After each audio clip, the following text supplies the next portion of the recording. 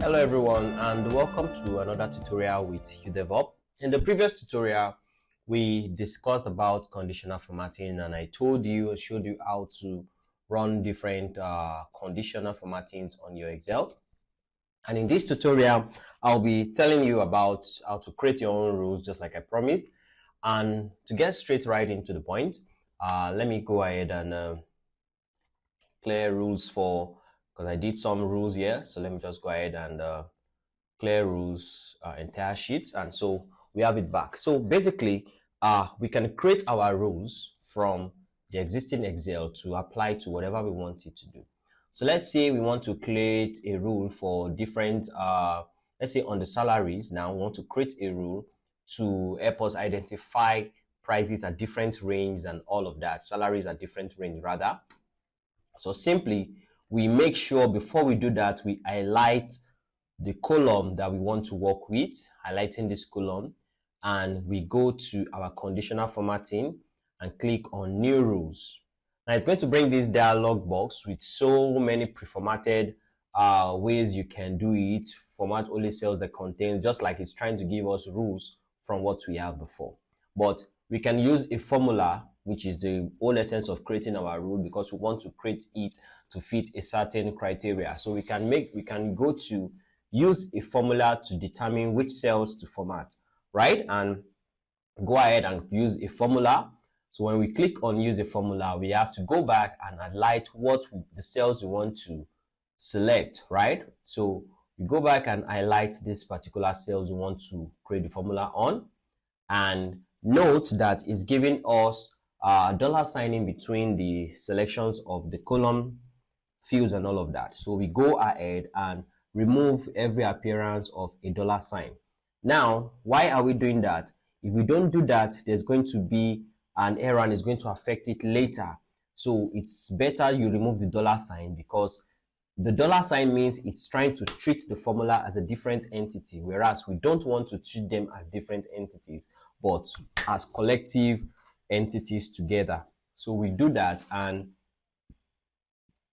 what we want to do, we want to find out, let's say we want to create a rule for wherever any salary is greater than, let me see, 45,000, right? So we put it greater than 45,000 and we go on to click on format. So now in the formatting, we can change so many things. We can change the number, the type, but we basically don't have to touch the format of it.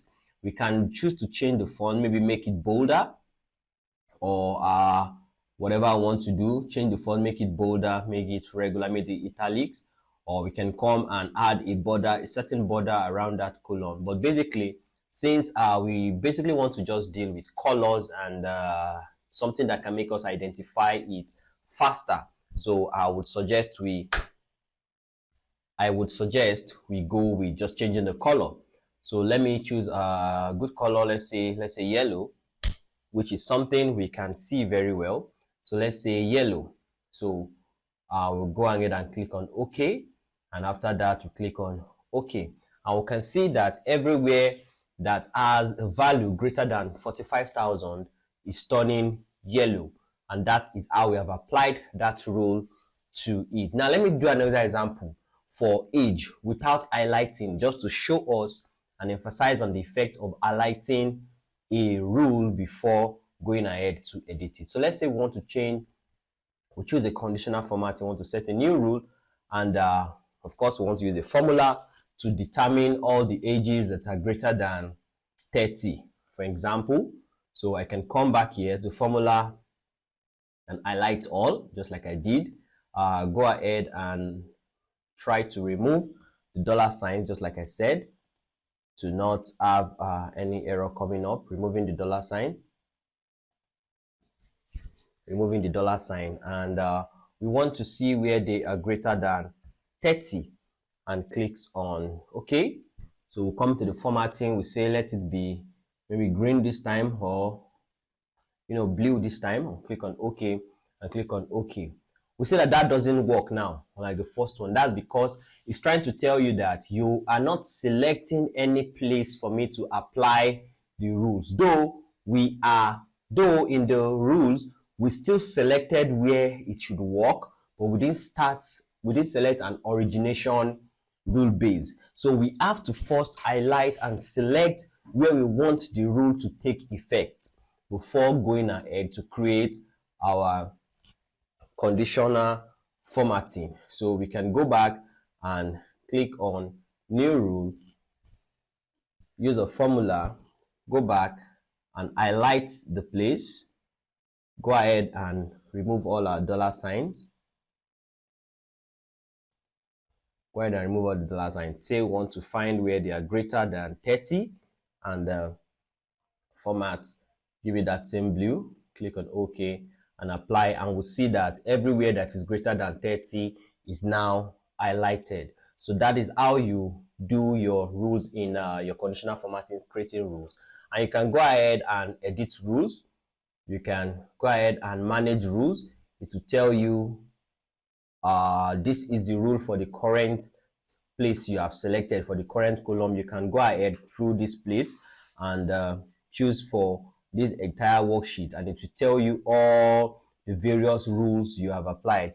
Mind you, this first one that you did, this was the first one that we did that didn't have any rule. No, this one was one that doesn't have any rule applied to it because we didn't select. Then we can go ahead and choose to highlight, and maybe we'll delete the rule, and we'll see that we can also go ahead and choose to edit the rule if we want to change the value. Maybe you don't want it to be greater than 30 again, maybe you want them to be those that are greater than 31 or so, and you click on OK and click on apply and click on OK, and you see that the rule has changed. So that's just basically how to change the rules. And you can also choose to edit the rules, maybe delete the rules rather, and or create a new rule for different columns and all of that. So that's basically how to set your own rules and take mastery of your own Excel sheet, having set your conditions and work with your conditional formatting.